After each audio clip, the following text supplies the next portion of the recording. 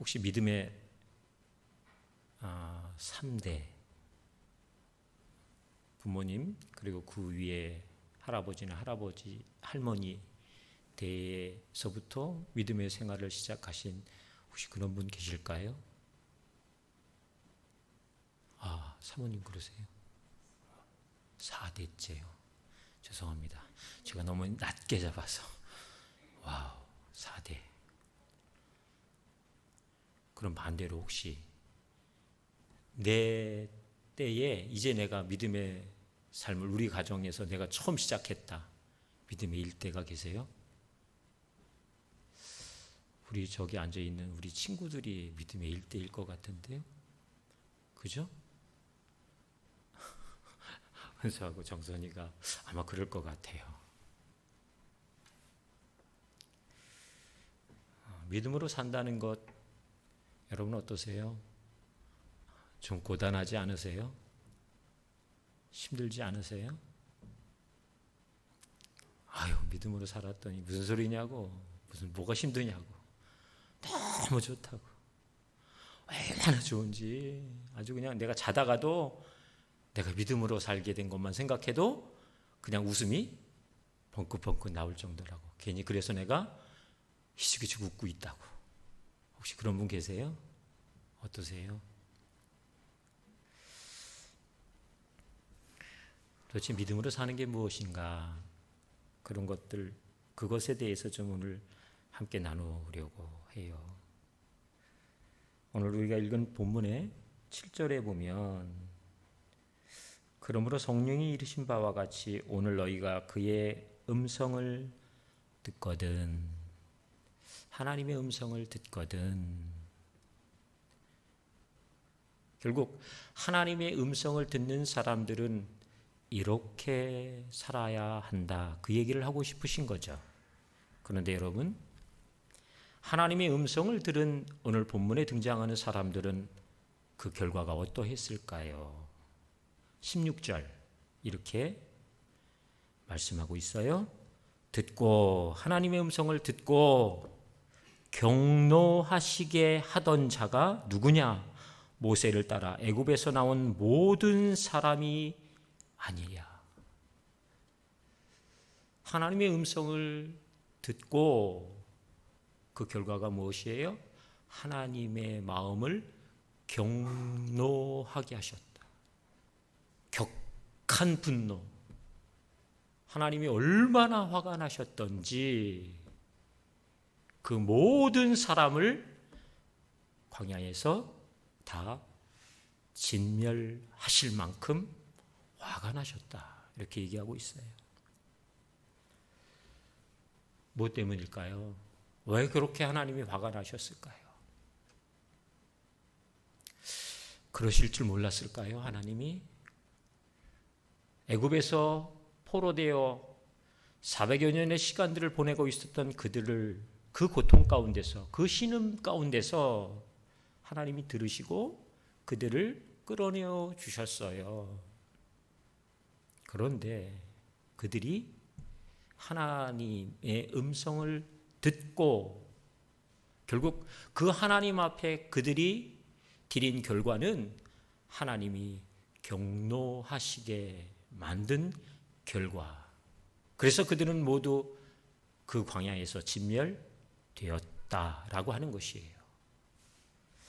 이것만 놓고 보면 참 왠지 속상해요. 그럴 거면 그냥 애굽에 두시지. 혹시 그렇게 생각할지도 모르겠어요. 그러실 거면 그냥 애굽에 있게 하시지. 그들이 괴로워하고 그들의 신음소리가 하늘을 찌를지언정 그냥 두시지. 이런 생각할 수 있지 않겠습니까? 왜? 도대체 그 백성들은 하나님의 음성 앞에서 그렇게 하나님의 마음을 무너뜨리는 삶을 살아갔을까? 그거에 대한 한 가지의 힌트를 오늘 우리가 읽은 본문에는 이런 단어로 표현했습니다. 그들의 마음이 완고했다. 이렇게요. 마음이 단단해졌다, 말라버렸다, 굳어졌다, 딱딱하다 이렇게 얘기하는 거예요. 무엇에 대해서요? 하나님에 대해서. 하나님이 말씀하시는 것과 하나님이 성취해 가시는 그 모든 기대 앞에 그들의 마음이 딱딱해져 있다 이렇게 얘기하고 있는 거죠. 그래서 여러분 8절부터 도대체 완고한 마음이라는 것에 특징이 있어요. 어떤 마음이 도대체 완고한 마음을 설명해 줄 수 있는 것들인지 8절에 보면 그 완고한 마음의 특징은 거역한다 이렇게 얘기했어요. 거역하는 마음. 누구에 대해서요? 하나님에 대해서 거역하는 마음이요. 거스리는 마음. 9절은 이렇게 설명했습니다. 하나님을 시험했다. 하나님을 시험했다. 신뢰할 수 없다는 거죠. 그 하나님의 말씀에 대하여, 하나님의 계획에 대하여, 하나님 되심에 대해서 신뢰할 수 없겠다. 그래서 여러 가지의 삶의 정황과 상황과 환경들을 이유로 그 하나님을 시험했다. 이게 완고한 마음의 특징입니다. 10절은 이렇게 얘기하죠. 항상 마음이 미혹되었다. 미혹이라고 하는 것은 길을 벗어나다 이런 뜻이에요. 죄를 지었다. 하나님이 예비하신 길 가지 아니하고 내가 원하는 길, 내가 옳다 여기는 그 길로만 가는 마음, 그런 판단, 그런 결정, 그 걸음, 그게 완고한 마음이다 이렇게 얘기해요. 12절은 뭐라고 얘기해요? 믿지 아니하는 악한 마음을 품었다. 결국 마음이 굳어지고 딱딱한 이 완고함은 다른 말로 하면 믿지 않았다 이렇게 얘기하는 거예요. 무엇을요? 누구를요? 하나님을. 그리고 하나님이 행하신 일을, 그리고 하나님이 행하실 일을 믿지 않았다 이렇게 얘기하고 있는 것이죠. 그래서 우리가 읽은 본문의 마지막 절에 보면 이러보건대 그들이 믿지 아니함으로 능히 들어가지 못한다 이렇게 얘기하고 있어요. 어디에 못 들어가요? 하나님의 안식 가운데 들어갈 수 없다 이렇게 얘기해요. 어떻게 보면 육체적으로 환경적으로 보면 가나안에 들어가지 못했다 이렇게 얘기할 수 있지만 근본적으로 그들은 하나님이 예비하신 그 안식에 참여하지 못하게 되었다 이렇게 얘기하고 있는 것이죠. 한 가지 질문 드려볼까요? 믿음이라고 하는 것, 이게 뭘까요? 믿음, 우리가 믿는 사람 이렇게 얘기해요. 쉽게 얘기하면 하나님 믿는 사람인 거죠. 하나님을 믿는 사람, 우리가 하나님을 믿게 되어진 것이 어떠세요? 무엇 때문이라고 생각하세요? 내가 어느 날 정신이 번쩍 들어서 나 하나님 믿어야지. 그래서 그 믿음이 나에게 주어졌던 것일까요? 어떠세요? 그럼 이렇게 물어볼까요? 믿음은 은혜인가요? 책임일까요? 믿음이라고 하는 것이 나에게 주어진 그것이 은혜일까요? 책임일까요? 이 질문에는 조금 문제가 있습니다. 왜냐하면 믿음에는 그 출발은 사실 은혜인 거죠. 이스라엘 백성들이 애굽에서 나오게 되어졌던 모든 전 과정은 사실 전적인 하나님의 은혜였습니다. 그들이 이루고 성취한 게 있지 않아요.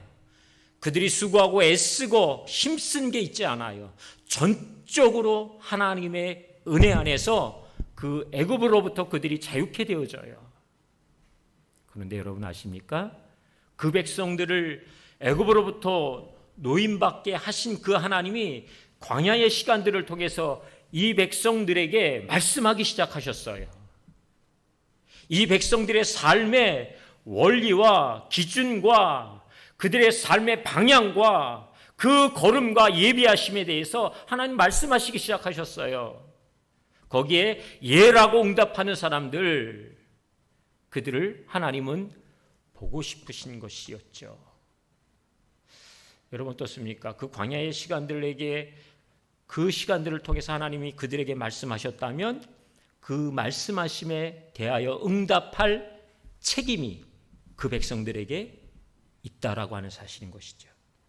결국은 믿음은 은혜로 시작해서 그 믿음은 책임 가운데 가져가야 할 것이라고 하는 사실을 우리가 좀 기억하면 좋겠습니다.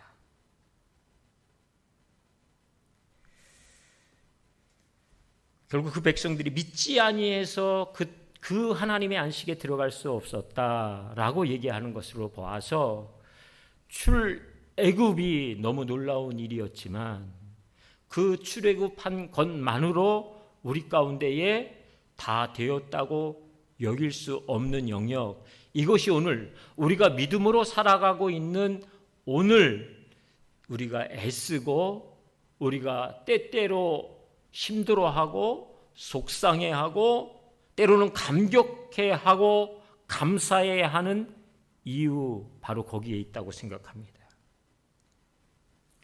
왜요? 우리에게 왜 하나님은 이 믿음의 삶에 대하여 그 여정들에 대하여 왜 책임을 이야기하고 계실까요? 왜 책임을 이야기하고 계실까요? 뭐라고 생각하세요? 여러분 혹시 자녀들에게 아무리 아이를 막 이렇게 그냥 부모의 뜻에 막 휘둘리게 키우고 싶지 않은 그런 마음이 있으셔도 아이들이 조금 지나치면 그것들에 대해서 자꾸 말씀하시잖아요. 게임 좀 그만하면 안 될까? 제가 가끔 주일학교 아이들이 핸드폰 열심히 보면 이제 게임하는 거예요. 주로 게임하고 있으면 게임하지 마! 이렇게 얘기하면 좀 목사스럽지 않잖아요. 그죠? 그래서 이렇게 얘기해요. 야, 너 그거 자꾸 쳐다보고 있으면 눈 나빠져. 솔직히 게임하면 안 돼. 그거 좀 하지 마. 막 이러고 싶은데 그러면 조금 그럴까 봐. 눈 나빠져. 그만해. 그래도 여전히 쳐다보고 쉬고 한번 웃고 다시 계속.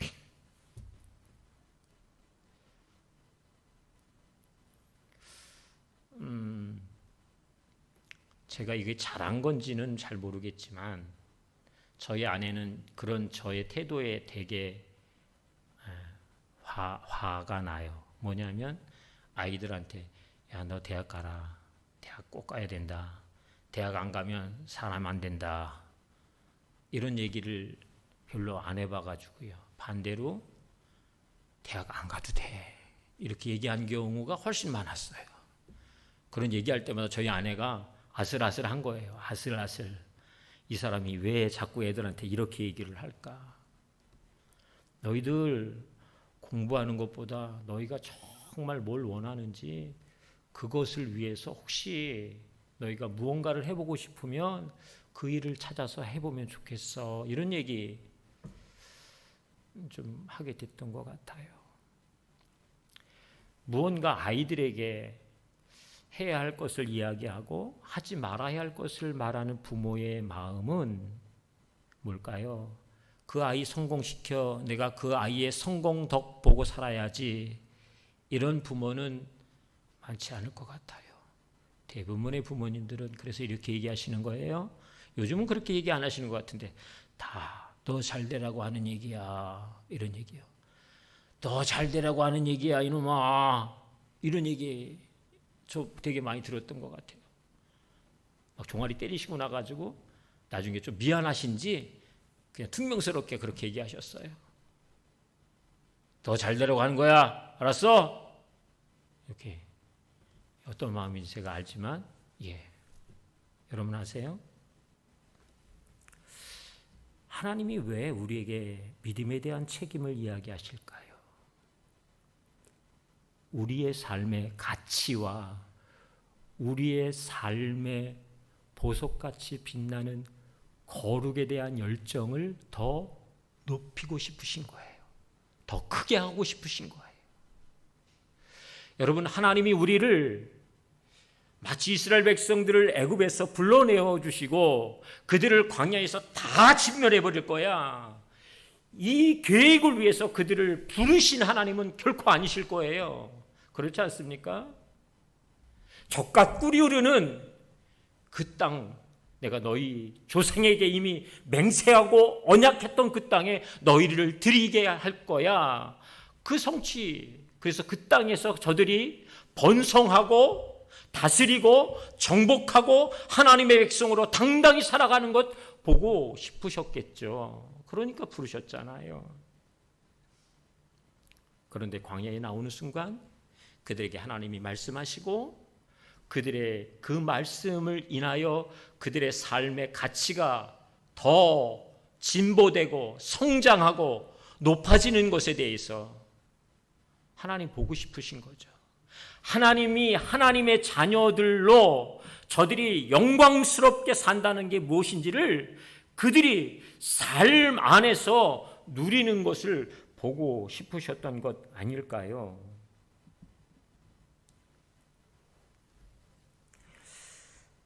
그래서 여러분, 고린도전서 15장 57절에 주님이 이렇게 말씀해 주세요. 우리 주 예수 그리스도로 말미암아 우리에게 승리를 주시는 하나님께 감사한다.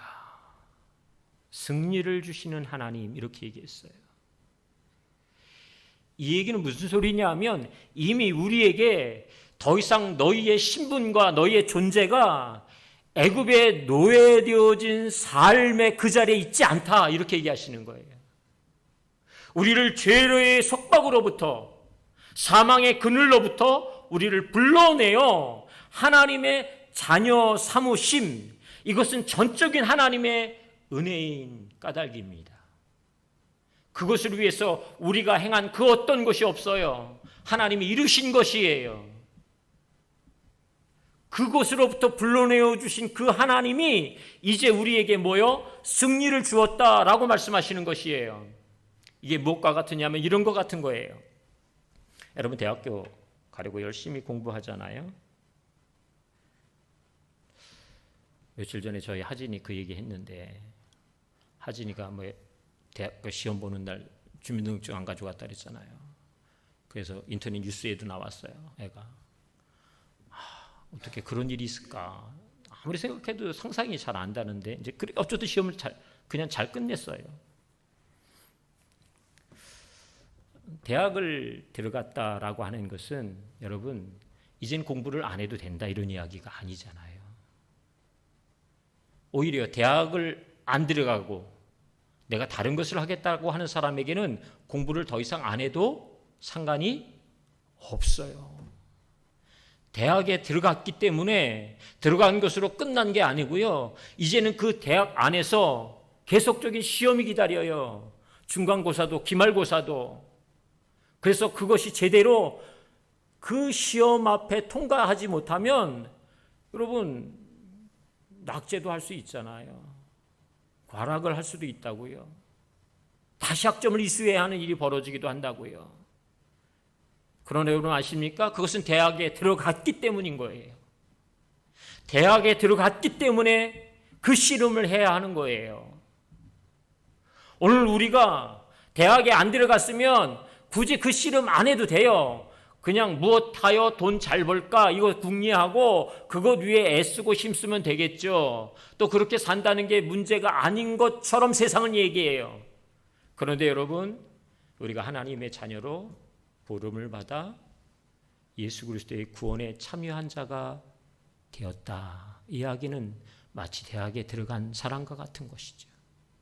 그래서 하나님은 이제 우리에게 대학에 들어간 것으로 만족다 여기지 아니하시고 우리의 삶에 끊임없이 우리의 삶의 가치를 하나님의 수준만큼 끌어올리고 싶어 하시는 거예요. 그래서 더 힘쓰고 애써야 하는 영역이 필요한 거예요. 더 수고하고 땀 흘려야 하는 영역이 필요하다고요. 여러분 아십니까? 우리의 믿음의 여정이 어떤 건지를 갈라디아서 6장 9절은 우리에게 이렇게 설명했어요. 우리가 선을 행하되 낙심하지 말지니 포기하지 아니하면 때가 이름에 거둔다 이랬어요. 믿음으로 산다는 거는 낙심하게 된다, 이런 뜻이에요. 동의가 되세요? 믿음으로 산다는 것은 포기하고 싶은 생각이 순간순간 계속해서 우리의 삶에 우리를 향해 그렇게 다가온다, 이런 이야기예요. 믿음으로 산다는 것이 탄탄대로요, 꽃길이다. 아니요. 여러분 살아보시니까 그렇습니까? 그렇지 않아요. 그래서 갈라디아서도 얘기하고 있는 거예요. 낙심하게 된다. 믿음으로 살아? 그러면 거기에 낙심의 도전이 있어. 믿음으로 산다고? 거기에는 피곤함이 있어. 그래서 포기하고 싶은 마음이 들어. 이 도전을 우리에게 진지하게 해주고 있어요.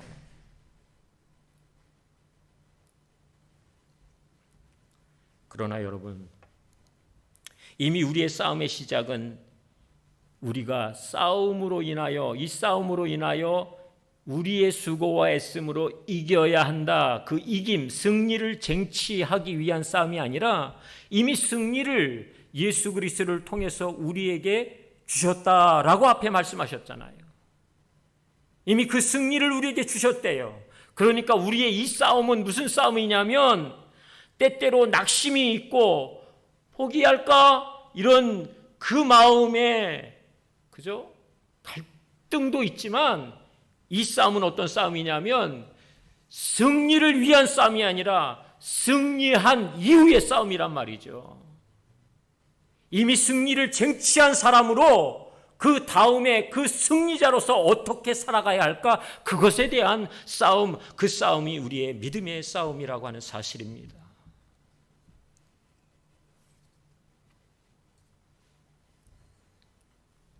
우리가 포기하지 않는다면 우리는 낙제하는 일이 있을 수 있어요. 꼴찌할 수 있어요. 그죠? 학점 다 받지 못해서 또 들어야 할 수도 있어요. 그러나 퇴학당하는 일은 없을 거예요. 우리가 포기만 안 하면요. 우리의 신앙생활이 시간이 지날수록 내가 참 잘하고 있어. 정말 괜찮아. 내가 너무 잘해. 이렇게 여겨지십니까? 아니면 어떻게 내가 가고 있는 이 믿음의 삶이라는 게 매일 그 자리인 것 같고 별로 진보도 없는 것 같고 오히려 그냥 여기 돌아봐도 저기 돌아봐도 나의 실패한 흔적만 가득한 것 같이 여겨질, 혹시 그러한 시간들을 여러분들이 보내고 계신 건 아닐까요? 여러분 아세요? 옛날에는 그게 죄라고 여긴 적이 없어요. 예전에는 그랬다니까요. 그래서 누구에게 욕을 해주고 나면 그거보다 더 혹독한, 더 참혹한 욕을 더해 줄 수 없을까, 이걸 궁리했던 때가 있었다고요, 우리에게. 그런데요, 우리가 믿음의 책임을 가지고 한 걸음 한 걸음 그렇게 걸어오면서 어느 순간부터인가 우리 안에 죄에 대한 민감함이 생기기 시작했다고요. 전에는 그것쯤이야 라고 여겼던 것이 이제는 넘어가지지 않아요. 그래서 그것 때문에 하나님 앞에 괴로워해요. 하나님, 제가 고작 이래요. 하나님, 제가 이 정도밖에 되지 않아요. 그거 가지고 정말 갈등이 한다고요. 저 어릴 적에 주로 형 옷 이렇게 물려받는 게 당연한 거였잖아요. 그러니까 새 옷을 입어보는 일은 거의 제 기억에는 없었어요. 그러니까 형이 입었던 옷 또 물려받고, 형은 사실 삼촌 옷 물려받았어요. 그러니까 뭐 형도 뭐 저보다 나은 건 없는 거죠. 제 기억 속에요.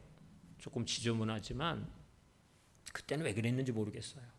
주로 옷이 그냥 검은 옷이 많았는데 이 검은 옷이 왜 그때는 그렇게 콧물이 많이 나는지, 맨날 콧물을 이렇게, 그래 콧물도 빨아먹다 지쳐가지고 이렇게 닦는 거예요. 이렇게 하도 닦아가지고 코밑이 빨개지는데요. 그 옷은 더 환상인 거죠. 옷이 어떤지 아세요? 맨질맨질 광이 나는 거, 콧물로 코팅이 돼가지고 광이 나는 그런 옷을 아무렇지도 않게 입고 다녔어요. 그러니까 뭐 흙바닥에서 뒹구는 거 전혀 문제가 되지 않았어요. 애들이랑 구슬치기 하면서 저희 집 앞에 개천이 이렇게 있었거든요. 개천. 하수도가 있었다고요. 하수도에 구슬이 퐁당 빠지잖아요. 그러면 조금도 주저하지 않고 그 속에 손을 엎드려서 푹 집어넣어요. 뭉클. 그런데도 막 휘져. 막 밥알이 붕붕 뜨고 이래도 막 휘저는다고요. 그리고는 그걸 구슬 찾아내다가 내가 찾는 구슬이 아닌 게 나왔어. 횡재한 거죠. 다른 녀석이 집어넣는데 못 찾은 거 내가 찾은 거니까. 뭐 그랬던 시절이 있었어요. 그러니까 뭐 맨날 며칠 그 옷 입고 다니는 게 조금도 부끄럽지 않았어요. 다 똑같았어요. 그 녀석이 그 녀석이었다고요. 어떤 날은 불장난하느냐고 옷이 끝이 흘렸는데도요 전혀 아깝거나 개의치 않았어요. 옷에서 그 탄내가 펄펄 나는데도 그 옷 그 다음날 아침이면 또 입고 나와요. 그런데 여러분, 믿음의 삶이라고 하는 것은 어떤 것 같은 것이냐면 이런 거예요. 예수 그리스도에 의해서 그 맨질맨질한 시커먼 남루한 그 옷 주님이 벗기시고 보혈로 우리를 입혀 정결한 옷으로 바꾸셨다고요. 여러분, 정결한 옷을 입은 사람에게 첫 번째 특징은 뭔지 아세요? 조그만 티라도 그 옷에 묻으면 너무 싫은 거예요. 그게 금방 눈에 띄는 거예요. 예전에는 전혀 그게 개의치 않았던 것이 이제는 내 마음이 힘들어요. 이제는 그렇게 살아가고 있는 내가 너무 싫은 거예요. 그래서 주님 앞에 끊임없이 씨름해요. 주님, 제가 이런 사람이에요. 그런데 여러분 아십니까? 그거는 제자리걸음이거나 그것은 믿음이 부족해서거나 아직도 연약한 사람 그 존재이기 때문이 아니라 이미 승리를 주신 하나님의 자녀로서 살아가고 있는 당연하고 당당한 믿음의 씨름이라고 하는 사실이에요. 여러분, 그거 포기하면 안 됩니다. 포기하시면 안 돼요.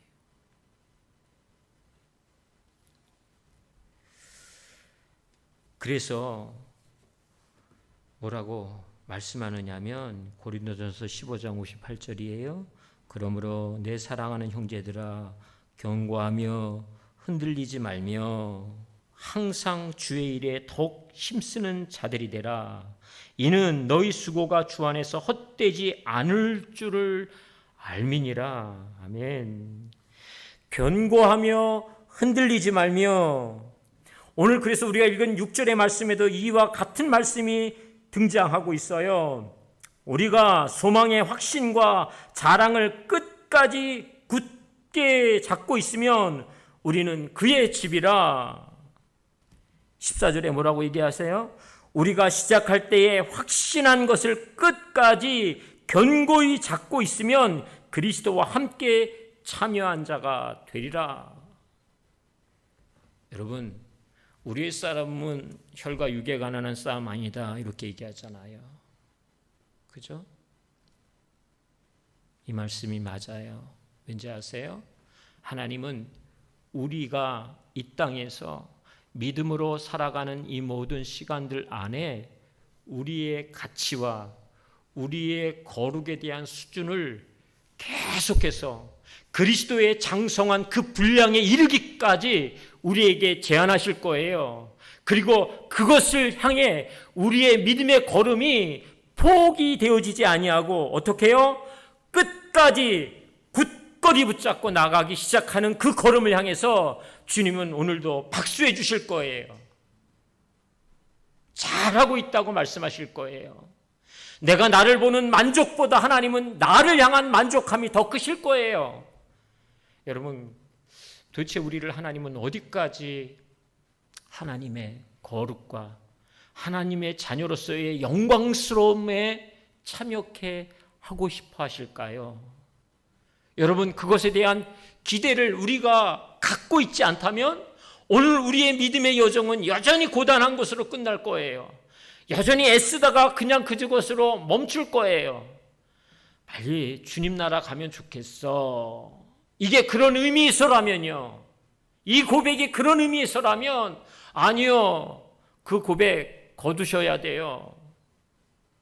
너무 힘들어서, 너무 어려워서, 너무 지쳐서 주님 나 빨리 데려가 주세요. 그 얘기 우리가 할 얘기가 아닌 거죠. 그러기 위해서 주님이 우리를 애굽으로부터 부르셨다고요? 아니요. 하나님의 영광의 그 자리, 하나님의 거룩한 그 열정의 그 현장으로 우리를 계속해서 증진시키고 우리의 가치를 높여가실 그 하나님에 대해서 우리가 그 믿음의 여정과 그 싸움을 끝까지 굳건히 붙잡고 포기할 수 없다고 하는 사실, 이 삶의 걸음에 여러분들이 초대되어져 있다고 하는 것 아시죠? 오늘 그 여정을 여러분들이 오늘도 믿음 안에서 뚜벅뚜벅 걸어나가고 계시다고 하는 사실 여러분 아시죠? 바라기는 그 믿음의 여정, 그 믿음의 책임을 끝까지 굳게 붙잡고 포기하지 않는, 그래서 아버지 하나님의 영광의 그 충만함까지, 그 하나님의 거룩하심 그것까지 우리의 삶이 온전히 드려지는 그 일에 함께 우리가 달려가기를 주님의 이름으로 축복합니다.